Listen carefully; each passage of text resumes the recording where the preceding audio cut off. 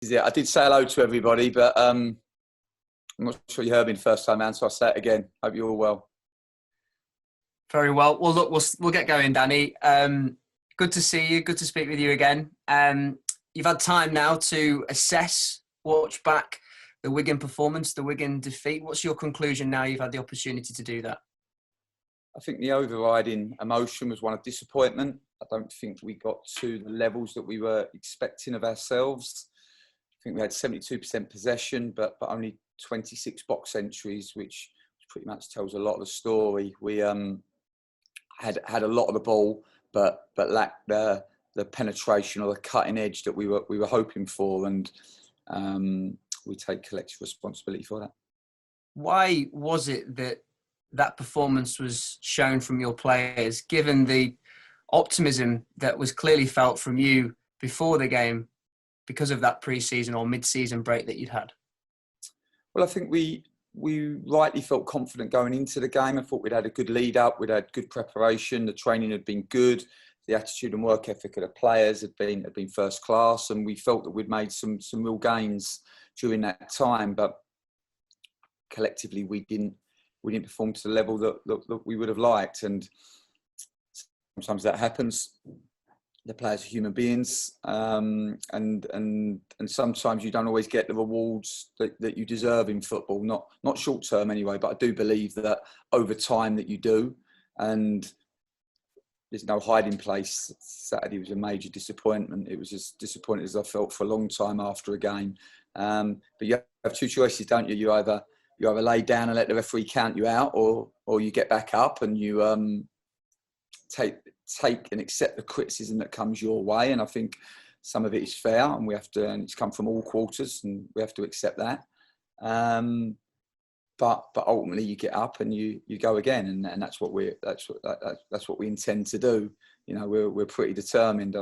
In 13 years of football management, I've never lost 3 league matches on the trot, so I'm not anticipating starting now. So no, we've had a good week, but nobody cares about that. They only care about what happens on the match day, and I understand that, and it's time for us to make sure that we respond with actions and not necessarily words. Is this the toughest test of this season for you? And if so, are the players up to that challenge? It's been tough since day one, Jamie. You know, when you only have one point after 9 games, you don't expect it to be easy. I think if it was easy, everybody would do it. Everybody has an opinion on it, but not everybody does it. And no, for us, it's been tough every single day of my tenure as Huddersfield Town manager, and I've enjoyed that. I enjoy learning, and I enjoy challenging myself, and this has been a huge challenge in so many ways. And it has been tough. There's no hiding place from that. But also we've learned lots individually, collectively, and we've enjoyed that part of it. But no, we you know, I think we all have to understand. You have 1 point after 9 games. You know, if someone had said to me at Millwall that was a situation that you'd need maybe 3 wins or 2 wins and a couple of draws out of the last 8 games, I think we'd have all bitten your hand off there and then to be in this position. And yes, Saturday was disappointing, but there's 8 games to go, and you know, like I said, you have 2 choices. You either lay down or you get up and you fight, and that's what we expect to do. Did you see the comments made by Phil on social media after the game on Saturday? No, I don't go on social media after we lose. Sometimes go on there when we win. I don't go on there after we lose. It's a dangerous place for football managers. So no. Listen, I can imagine what people were saying. I get that we were criticised. I think it was fair. We didn't play to the level that we wanted to play to. We didn't play anywhere near enough speed in our play. We didn't play with enough dynamism. We weren't positive enough in our play. We didn't play with enough aggression in the top end of the pitch in terms of the penetration in our runs. And and we have to accept this. And, you know, first and foremost, we're critical of ourselves. You know, ultimately, I will always look at myself first. I know that the easiest person to control in this world is me. So first and foremost, I will always look at myself, but then it's my responsibility and job to look at everybody else around me as well. And I think the players enjoy me being able to look in their eye and tell them the truth. And we all need that from time to time. And as I said, you know, we accept the criticism. No one can criticise the way the boys are prepared, their attitude and their work ethic. And lots of people haven't seen that. And it wasn't represented in the performance, but they've prepared really well. I've got trust in them as people. And when we have had disappointments this season, and we've had some, and unfortunately when you're towards the bottom of the league, you have more maybe bad days than good days. But when we have had bad days, we've always responded, and we've worked hard this week to try to find the right response come Sunday.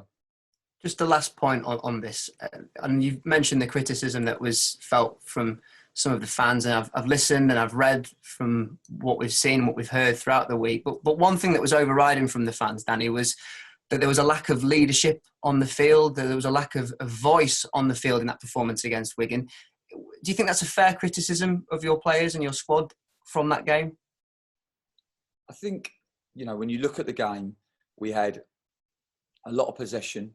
But we really lacked cutting edge. You know, we didn't create anywhere as near enough. We didn't play with enough aggression in the top end of the pitch.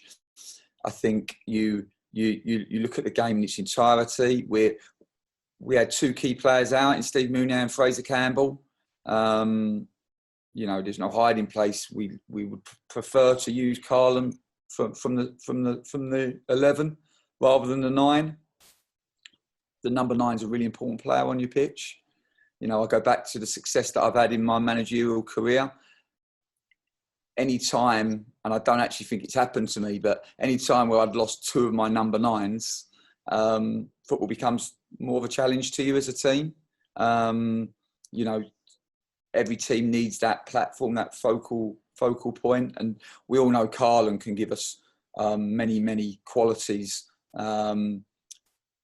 But he does better, we think, from coming from the left, coming inside, making penetrative runs from outside to in, finding the space rather than having to play up against 2 big physical centre halves. It doesn't always suit him as much. But at the moment, this is where we're at. So we can obviously only select from the players that we have available, and with like I said, training's been hard, and I make no excuses for that. It's needed to be hard, and we've actually come through with a clean bill of health, other than 2 players. And that, unfortunately for us, is the fact that they're both in a very important position and the same position.